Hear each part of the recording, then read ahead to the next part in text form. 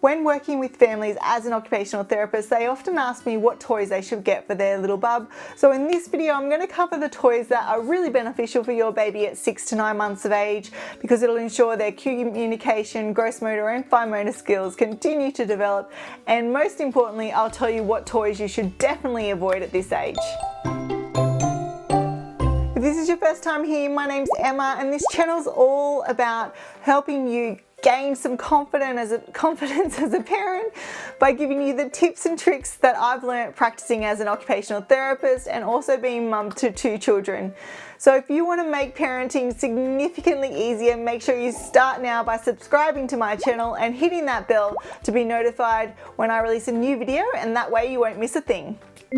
Remember, there's that free developmental checklist in the description box below, so make sure you click on that. So what toys do I recommend at this age? The baby gym is still a really good toy for your baby, and that's because when they're sitting, they'll be starting to reach out and kind of grab those toys that are hanging from the baby gym. The other thing that's great is that you can pull those toys off the baby gym because they're generally soft toys, and then your baby will love to explore them. Or you can purchase some other soft toys. I really do like these toys, the Lamar's toys, and that's because they're really bright, they're lightweight, and they make lots of noise for your baby, and they got those little tags. So even if you just want to buy one of these, then that would be fantastic for your baby. What you can do at this age is grab those links off your baby gym and make it into a chain.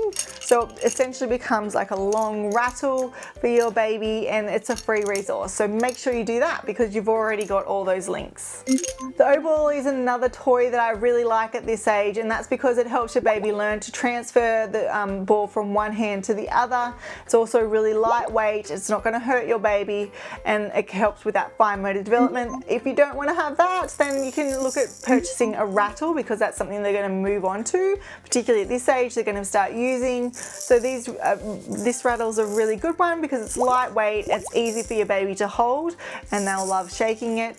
Now, there are lots of other versions of rattles out there. They're really cheap. I do tend to like the circular rattles because it's easier for your baby to hold and move between hands. But make sure, if you're looking at other rattles, make sure you look for ones that are lightweight and easy to hold, not the really heavy ones, because your baby's going to find that difficult to hold. At this age, your baby is going to be teething a lot, so teething rings are really beneficial. I really like Sophie, and that's because she's lightweight, easy to clean, and your baby will be able to put it in their mouth, so when they're mouthing. So that is an option. If you look at other teething rings, then I would just look at those circular ones because they're easy for your baby to hold and place in their mouth. The next toy I really like at this age are shape sorters, and that's because at this age we're working on posting, so you're not expecting them to be able to put the toys into these individual holes.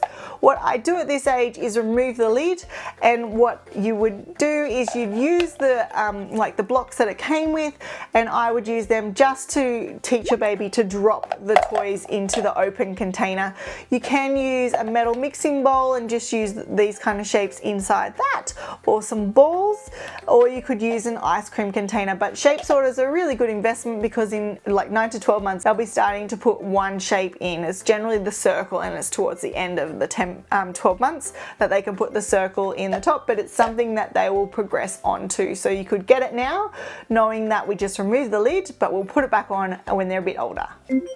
Another great toy at this age are the ring stackers. Again, at 6 months, I would take the rings off and just give it to your bubs for something to play with, because they're lightweight and they're circular and they can move it from hand to hand. Towards the end of, so more like 9 months, what you're wanting to do is for your baby to remove the rings from the ring stacker.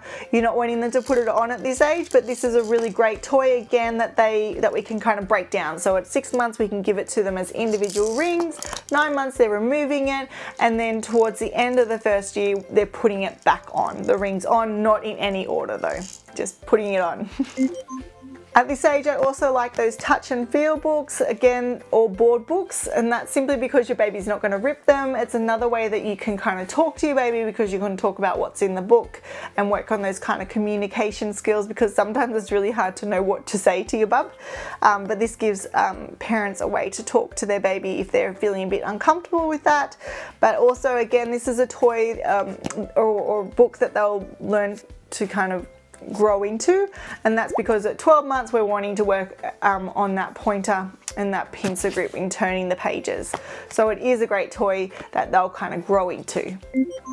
And lastly, at this age, I really do like blocks, and that's because it helps to work on that in three-fingered grip. But also at 6 months, they're going to be banging it mainly on the table, and then they learn to bang it together.